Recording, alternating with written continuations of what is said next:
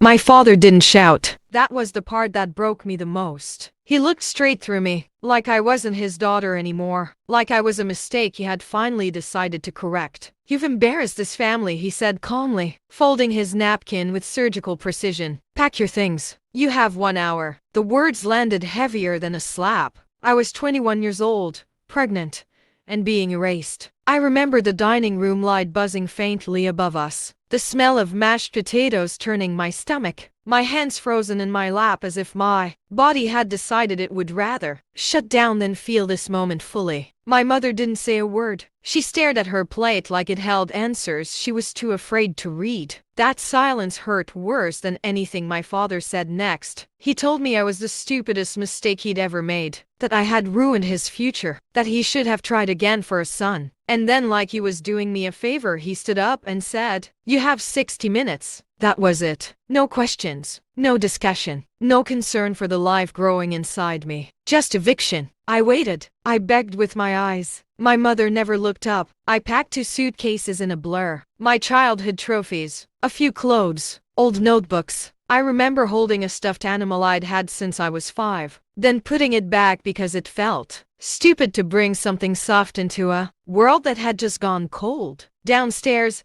the television turned on. A game show, laughter, applause. While I erased myself from my own family, when I walked out the front door, my father didn't follow. My mother didn't hug me. No one said goodbye. I sat in my car shaking so badly I couldn't turn the key. So I did the only thing I could think of. I called Tyler, the man who told me he loved me, the man who promised we'd be a family, the man who said everything would be okay. Voicemail. Again, nothing. I sat in a grocery store parking lot for 3 hours, watching the glow of my phone like it was oxygen. When his message finally came, it was 6 words long. "I can't do this. I'm sorry." That was it. No explanation, no call, no concern for me or the baby. By morning, I was homeless, disowned, abandoned, and pregnant with a future no one wanted. I didn't know it yet, but that night was the moment my old life died, and something else angrier, stronger, and far more dangerous was born in its place.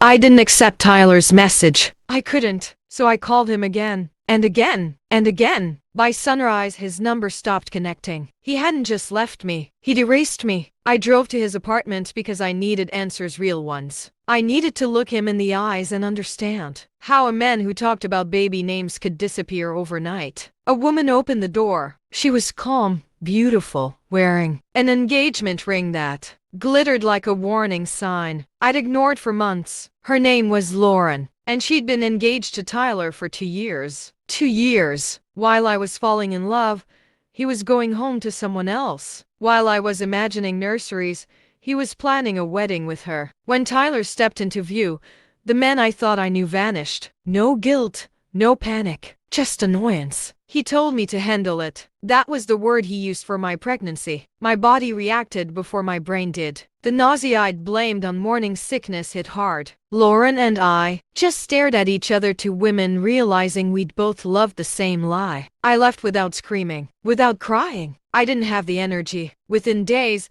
my father had poisoned every relative I could have turned to. I had $847 to my name and nowhere to go. I rented a room in a boarding house in Newark that smelled like mildew and despair. I worked 3 jobs: a bakery at dawn, a dry cleaner by afternoon, a call center until night. 5 hours of sleep if I was lucky. At 6 months pregnant, my body gave out. I collapsed at work, waking up under hospital lights with the doctor telling me I was killing myself and my baby. I quit 2 jobs. I survived on food stamps, cheap rice, and fear. When my daughter was born, no one waited in the hallway. No grandparents. No father. Just me. I named her Iris because she was color in a gray world. Holding her, I made a promise. She will never feel unwanted. That vow became the foundation of everything I would build next.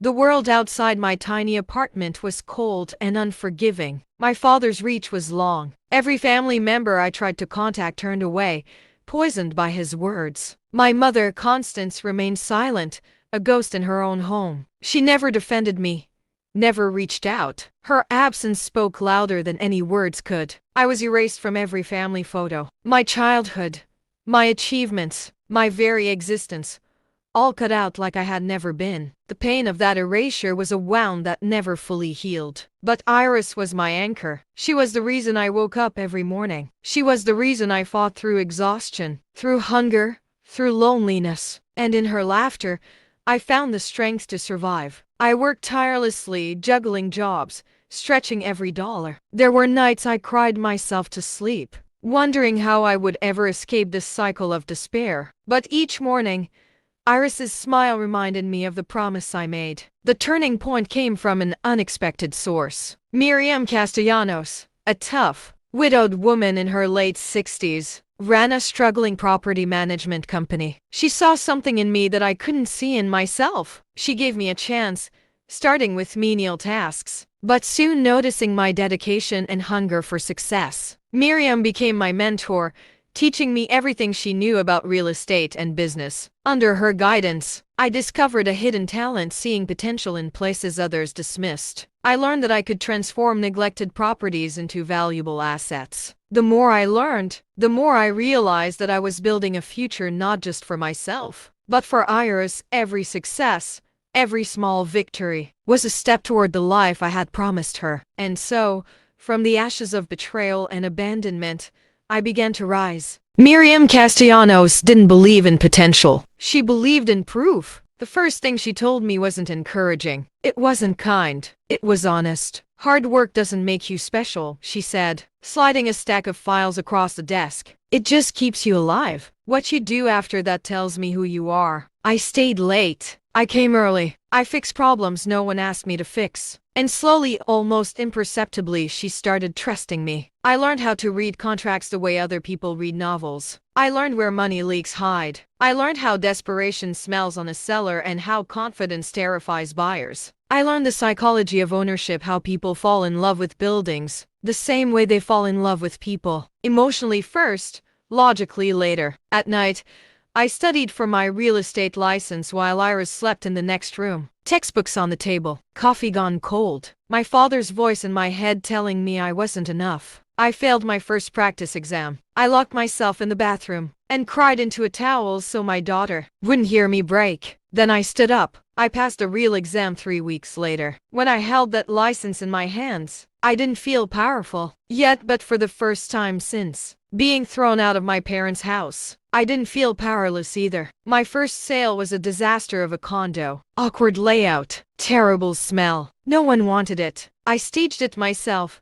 baked cookies before showings, smiled through rejection. 3 weeks later, it sold. My commission was $3,200. I stared at my bank balance like it might disappear if I blinked. That money didn't make me rich, but it made me dangerous. Because I realized something important. I could build things, and people who build things don't stay small forever. Success didn't arrive with fireworks. It arrived quietly through discipline, exhaustion, and 1,000 invisible sacrifices no one ever applauded. After my first sale, Miriam didn't celebrate. She nodded once and handed me 2 more listings. "Do it again," she said. So I did. And again. I worked like someone who knew what hunger felt like because I did. Every commission check went into savings. No vacations. No splurges. I still bought clothes from discount racks. Still counted groceries to the dollar. I wasn't trying to look successful. I was trying to become untouchable. I tracked every expense,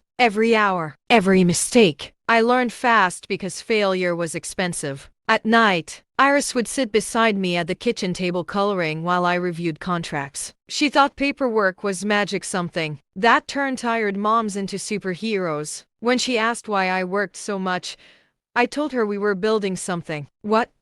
she asked. "A future," I said. When she was 3, she saw a cartoon where a kid ran through a giant backyard and stopped dead in her tracks. "Why don't we have one?" she asked. The question hit me harder than my father's insults ever had. I knelt down and promised her something I wasn't sure I could deliver yet. "Someday," I said, "we'll have the biggest backyard in New Jersey." That night, she drew a picture of our house. Huge and crooked. A yard bigger than the page. 2 stick figures holding hands. I slipped it into my wallet. I carried it everywhere. By the time Iris started preschool, I had saved over $180,000.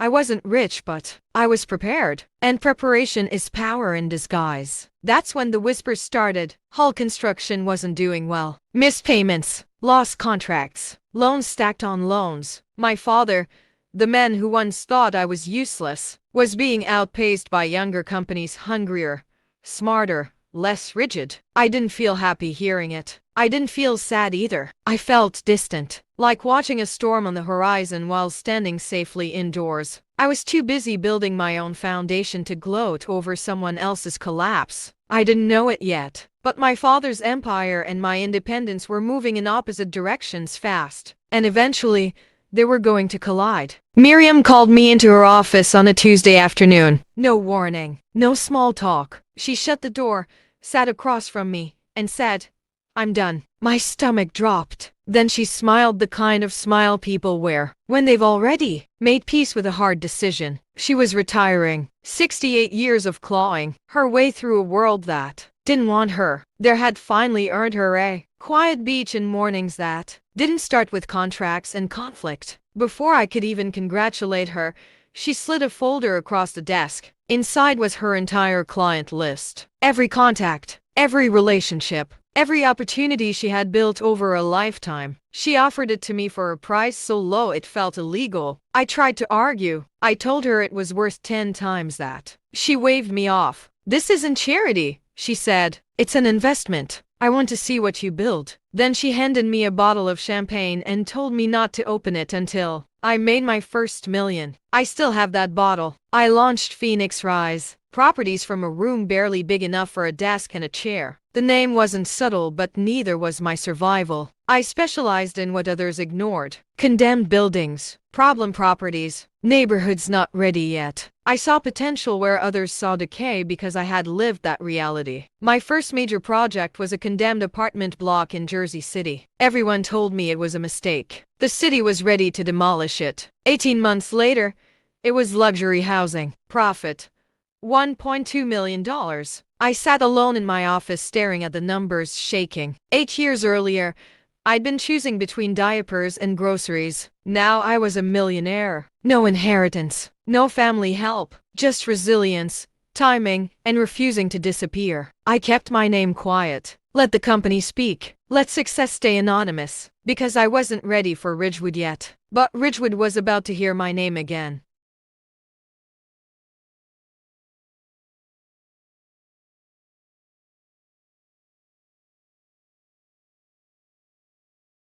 Success changed my life, but not my instincts. I stayed quiet on purpose. No social media, no flashy interviews, no victory laps. I let Phoenix Rise Properties take the credit while I stayed invisible. That anonymity wasn't fear, it was control. I had learned the hard way that attention attracts opinions, and I was done living under anyone else's judgment. Then Iris turned 7. That was when she started asking questions. Her friends talked about grandparents, sleepovers at grandma's house, cookies, hugs, traditions. She wanted to know why she didn't have any of that. So I told her the truth edited for a child's heart. I said sometimes adults make choices that hurt people they should protect, and that my parents had made that choice. She thought about it for a moment, then shrugged. Well, she said, that's sad for them. You're the best mom ever. I cried in the shower that night quietly, so she wouldn't hear. Around the same time I found the listing. Thornfield Estate. 6 bedrooms. Historic. Acres of land. 3 miles from my parents' house. Perfect schools. Perfect bones. Endless potential. I told myself it was for Iris. For the backyard I promised. For the investment. All of that was true, but I'd be lying if I said it didn't feel poetic signing those papers. We moved in 2 weeks before Iris's 9th birthday, and Ridgewood noticed. People talk in small towns, and when the disowned daughter of Gerald Hall reappears in an estate worth more than his entire legacy, people really talk. The whispers spread fast. Did you hear Phoenix is back? Did you know that's Gerald Hall's daughter? Can you believe he threw her away? I didn't hear them directly, but they reached my parents, and that was only the beginning.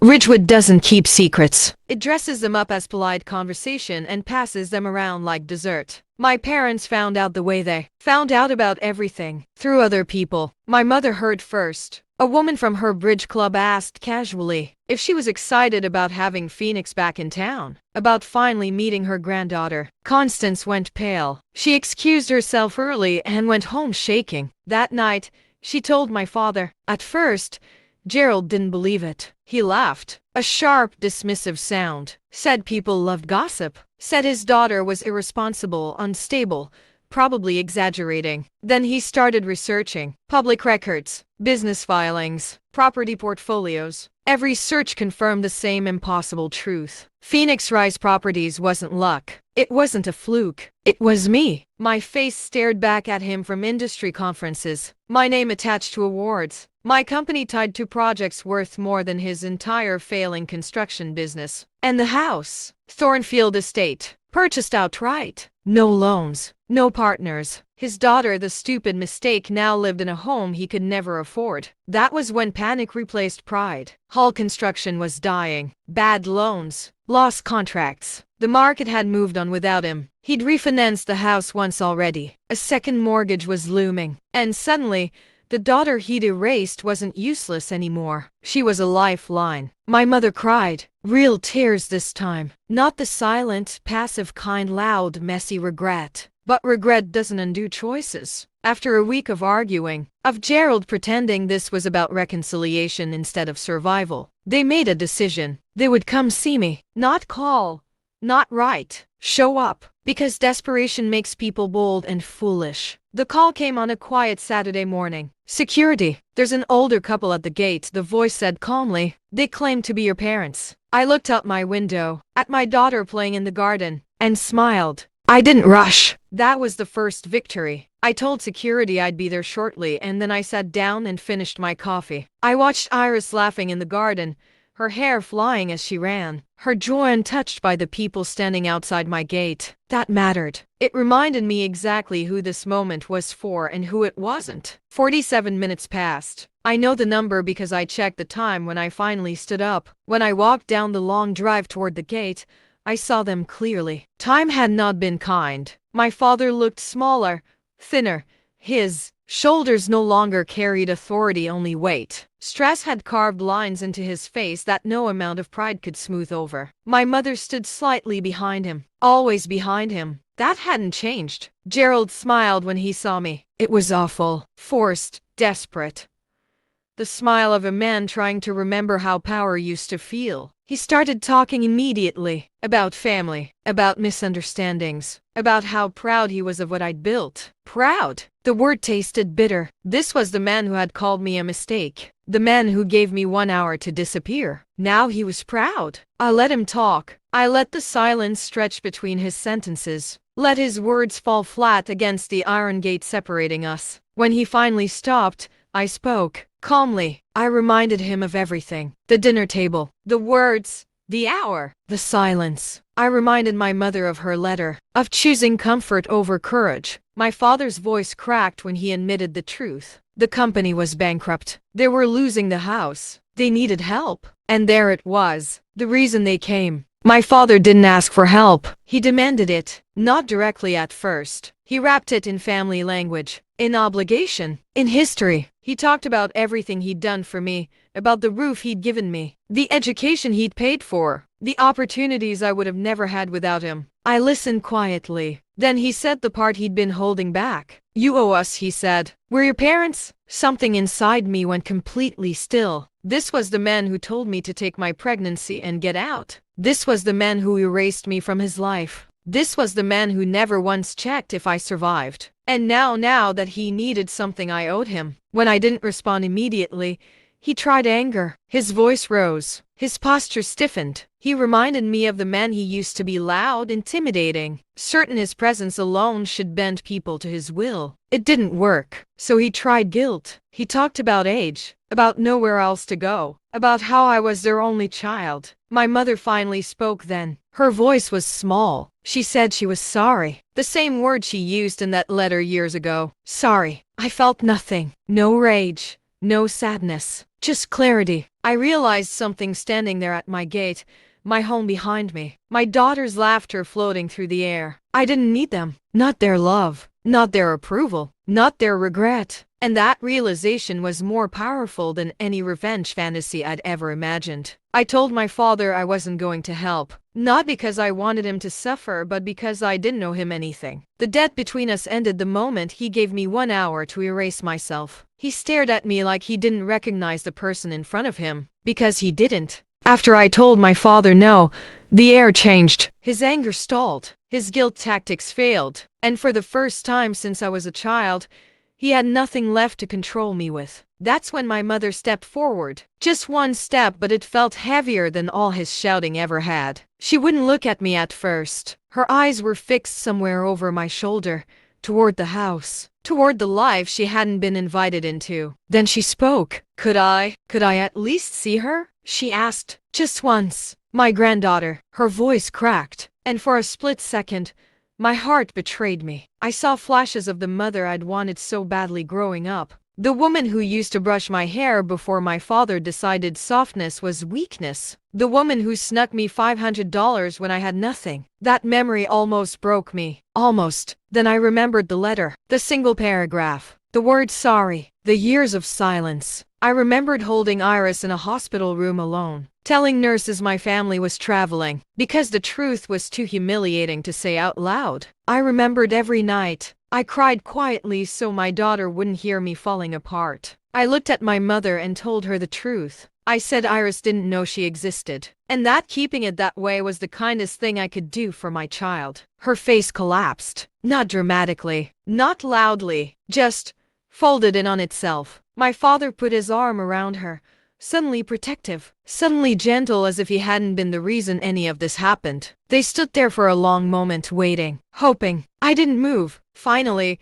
they turned and walked back to their car, slower than they arrived, smaller. When they drove away, I felt lighter than I had in years. Not victorious, free. I didn't watch their car disappear down the drive. I turned back toward the house instead. Iris was sitting on the steps with dirt-smudged knees, carefully lining up stones she'd collected from the garden. She looked up when she saw me, smiling like nothing in the world could possibly be wrong. "Who were those people?" she asked casually. "Children always know more than we think." I sat beside her and took a slow breath. I told her the truth, softened, but honest. I said there were people from my past who weren't very kind when I needed them most. That sometimes grown-ups make choices that hurt others, and that those choices have consequences. She listened quietly, turning one stone over in her fingers. "Are they coming back?" she asked. I shook my head. "No," I said. "They won't." She thought about that, then leaned against me. "That's okay," she said. "We already have enough family." And just like that,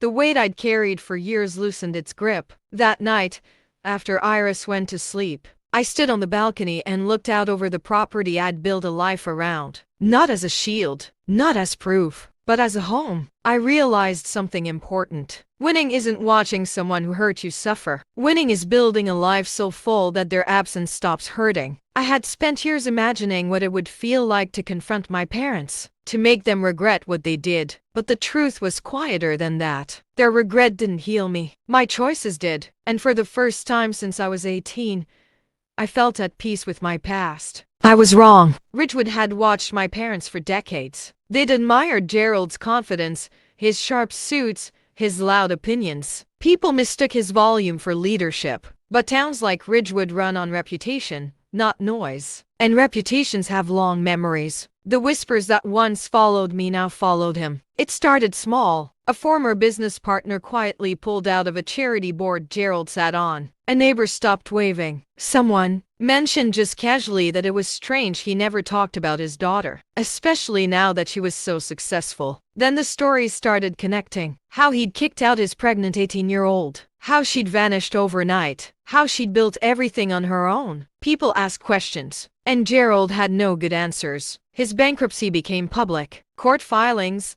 liens, lawsuits no longer rumors. Ridgewood read them over morning coffee, the same way they'd once read about his successes. My mother stopped attending bridge club. No one asked her why silence can be louder than confrontation. Then the unthinkable happened. A local paper ran a profile on Phoenix Rise properties. It wasn't about revenge. It wasn't about family. But it mentioned my background. Single mother, disowned at 18, built a real estate firm from nothing. No names, no accusations, just facts. And suddenly, the town saw the full picture. The man who preached family values had abandoned his own child. The woman who hosted dinners had chosen comfort over courage. The fall wasn't dramatic. It was slow. I didn't celebrate it. I didn't need to, because for the first time, the truth didn't belong only to me anymore. A few weeks after the town began murmuring, Gerald tried one last maneuver. I received the call in my home office, my voicemail blinking urgently. He didn't ask. He pleaded. "Phoenix, please."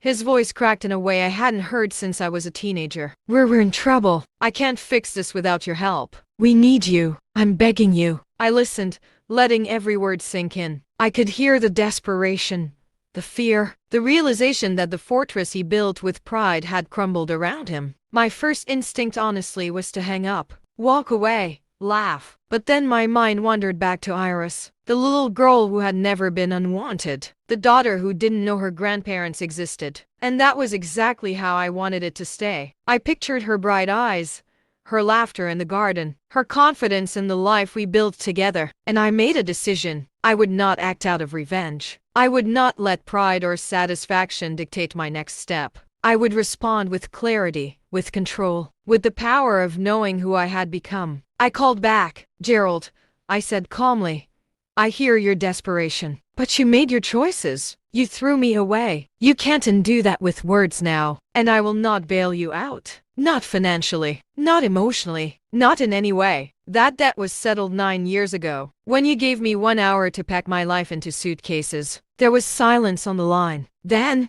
a whisper. "Phoenix, please. We're desperate." I took a breath. My voice was firm, steady. "You're going to have to figure it out. I'm not your safety net. You never were, and I will not let my daughter pay for the mistakes you made." I hung up. It was over. No celebration, no triumphant smile, just a quiet relief that the power dynamic had shifted forever. This time, The tower of authority they built over me couldn't touch me, because I had spent 9 years building a life strong enough to withstand any storm, and finally, I understood what true victory felt like. It wasn't revenge, it was freedom. After that phone call, life returned to its rhythm, but I kept a quiet eye on Ridgewood. Not out of spite, not out of obsession, curiosity maybe, or maybe the same instinct that made me survive all those years. The town talked, always did, but this time, their whispers were about Gerald and Constance, not me. Gerald tried to maintain a facade of authority, of control,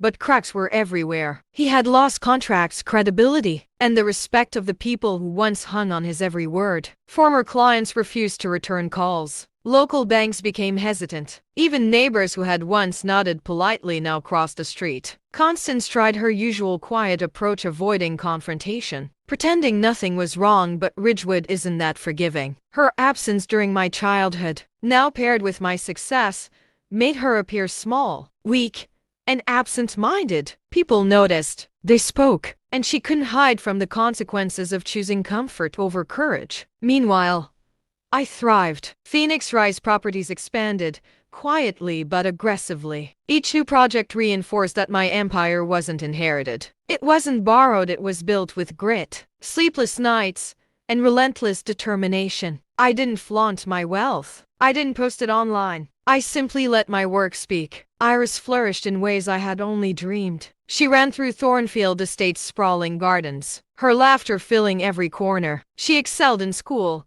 had friends who adored her, and grew up with a confidence I never had. Russell and I built a family grounded in respect, patience, and trust, the very things I had been denied as a child. His presence wasn't dramatic or demanding. He simply showed up, day after day, proving through actions, not words, that love could be consistent. And when I saw my daughter's joy, the pride in her eyes, I realized something profound. The best revenge isn't public humiliation. It's the life you build that they can never touch. Gerald and Constance had power over me once. They made me doubt myself, discard my worth, and scramble for survival. Now, I was untouchable. My success, my family, my happiness, they existed independently of the people who had tried to break me. Ridgewood whispered. Gerald and Constance squirmed, but I didn't watch them with malice. I watched them with peace, with indifference, because their opinions no longer mattered. And that, I realized, was far more satisfying than any victory they could have imagined. By the time Iris was 10, Phoenix Rise Properties had become a name that drew quiet admiration in New Jersey's real estate world. Local papers covered our renovations, highlighting how neglected properties became thriving, vibrant spaces under our care. Awards, interviews, accolades, all built on sweat, strategy, and relentless patience. And as often happens, success brings unwanted attention. One morning, I opened a carefully typed letter from my parents. Gerald had written it himself this time. No rehearsed phrases, no public FOD, just words on paper. He admitted bankruptcy, acknowledged mismanagement, and most painfully asked for my help. Constance included a short, teary note begging to see Iris, claiming she wanted to be part of our lives. I held the letters in my hands, feeling the paper tremble slightly beneath my fingers. And then, I smiled, not cruelly, not spitefully, but with absolute clarity. I didn't need to respond immediately. I didn't need to justify myself. I had built a fortress stronger than any apology could breach. Weeks passed. My inbox remained empty of replies. I let the letters sit on my desk, a quiet reminder of everything I had overcome. Eventually, I called a meeting with Russell. He read the letters and looked at me carefully, waiting for a reaction. They're asking for access, he said. Are you considering it? I shook my head. No, they lost their chance. I'm not their safety net. Iris has everything she needs. And frankly, they need to understand consequences. Russell nodded, understanding the layers of my decision. It wasn't about revenge, it was about protecting what I'd fought for. Protecting the life we built. And that became my mantra. Protect the people who matter. Preserve your peace. Let consequences teach the lessons those who hurt you refuse to learn. Ridgewood talked. The town watched as the former pillars of the community fell in whispers and lawsuits, unable to claw back the life they'd discarded. And I I watched quietly from Thornfield Estate, my daughter's laughter floating through the air, proof of what it meant to rise from nothing. Because sometimes saying no is the most powerful statement of all. By the time Iris reached 12, I realized that the life I had built was no longer just about survival or personal triumph. It was about legacy. Iris was growing into a young woman with curiosity,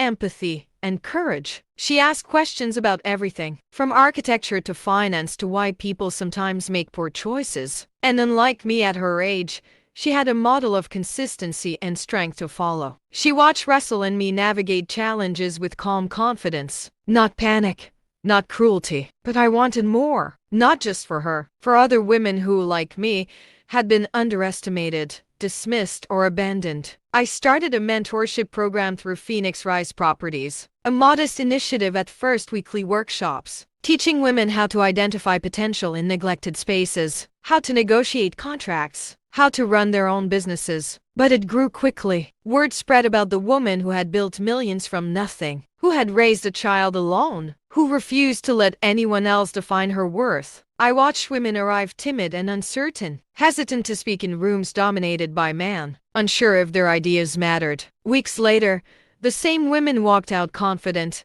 assertive, and empowered. They began buying their own properties, flipping homes, managing budgets, creating lives on their terms. And every time a mentee succeeded, I felt a quiet, profound satisfaction. Not vengeance, not superiority, simply the joy of seeing resilience replicated. Iris, of course, noticed. "Mom," she said one afternoon, showing me her notebook filled with sketches of buildings and gardens, "do you think I could do what you do?" I knelt beside her, brushing her hair back. "Iris, you already are. It doesn't matter what anyone else says or does. You see potential. You take action. That's all it takes to start." She smiled, eyes bright with determination. And in that moment, I understood that the best revenge, or perhaps the only revenge worth having, was creating a life so rich, so full, that the people who had tried to break you couldn't touch it. My parents, they were fading further from my life. They called occasionally, hoping to speak with Iris.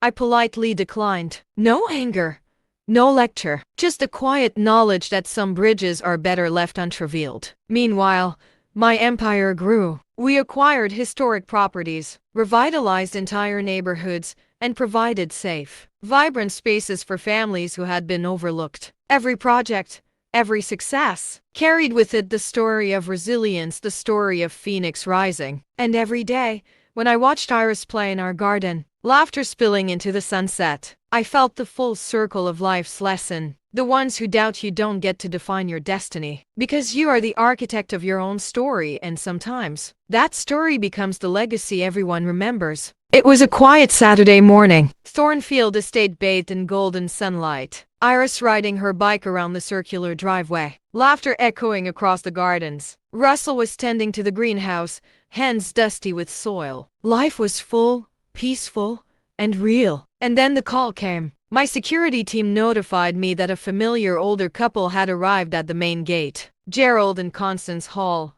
After 9 years, they were back. My first instinct wasn't anger. It wasn't excitement either. It was calm. 9 years of struggle, heartbreak, and triumph had tempered every raw impulse I once had. I was no longer the frightened, disowned 21-year-old. I was Phoenix Hall, self-made, confident, and untouchable. I asked them to wait. 47 minutes later, I stepped onto the veranda, dressed simply, Iris playing nearby. Gerald's face fell the moment he saw me. Lines of stress and age had deepened. Bankruptcy had etched itself into every feature. Constance looked smaller, paler, her eyes red, whether from fear, regret, or embarrassment. I didn't know. "Phoenix," Gerald began, his voice cracking despite the effort to sound steady. I held up a hand. "No interruptions." I didn't yell. I didn't lecture. I didn't need to. "You called me a mistake," I said softly but firmly, letting each word land. "You've erased me from your life. You abandoned your granddaughter before she even existed. And now, after all this time, you expect what?" Constance tried to speak, her voice barely audible, trembling. I just wanted to see her?" I asked, voice calm, measured. Iris doesn't know you. And that is exactly how it will stay. She deserves parents who show up, who love her, who fight for her. You chose comfort. You chose absence. That was your choice. This is mine. Gerald opened his mouth to argue, guilt and desperation clear in every movement. We're in trouble. We need help. I smiled faintly, not cruelly, not with vengeance, but with the quiet, unshakable peace that comes from knowing you are untouchable. You need my help? I said. You had your chance when I was 21. You threw it away. I'm not your safety net. I'm not your solution. I'm not your daughter anymore. Constance looked at me, tears spilling freely now. Gerald's face twisted with helplessness. They had expected me to beg, to plead, to crumble. Instead, I was steady. My empire, my family, my daughter's laughter proved that I had risen far beyond their reach. After a long, silent moment, they turned and walked back to their car, slowly, defeated.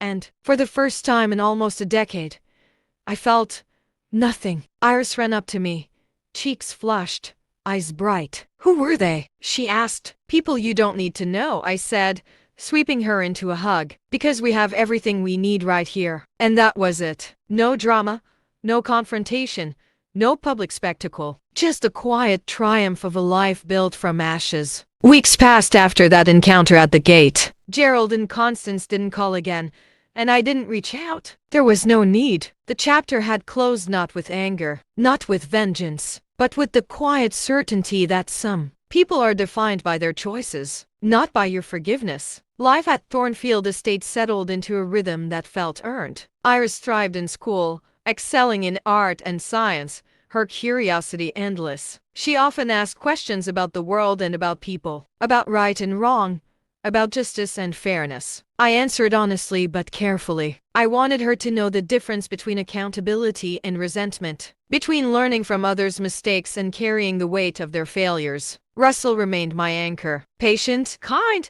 and steady. He was proof that love could be measured by consistency, not grand gestures or empty words. Together, we built a household defined not by obligation, inheritance, or social expectation, but by respect, laughter, and intentional choices. Through my work, I saw the ripple effects of determination. Young women in my mentorship program now ran small companies, managed renovations, and invested in communities once abandoned or overlooked. I occasionally received messages from them, thank you notes, updates, stories of success. Each one reminded me that the energy I had poured into building my life had a power far beyond financial wealth. It created opportunity, confidence, and hope. And in the quiet moments, I reflected on the past. The anger I once carried toward Gerald, toward Tyler, toward anyone who underestimated me, had largely dissolved. It hadn't disappeared overnight. It had been transformed. That anger became fuel. It became clarity. It became a compass pointing me toward what mattered: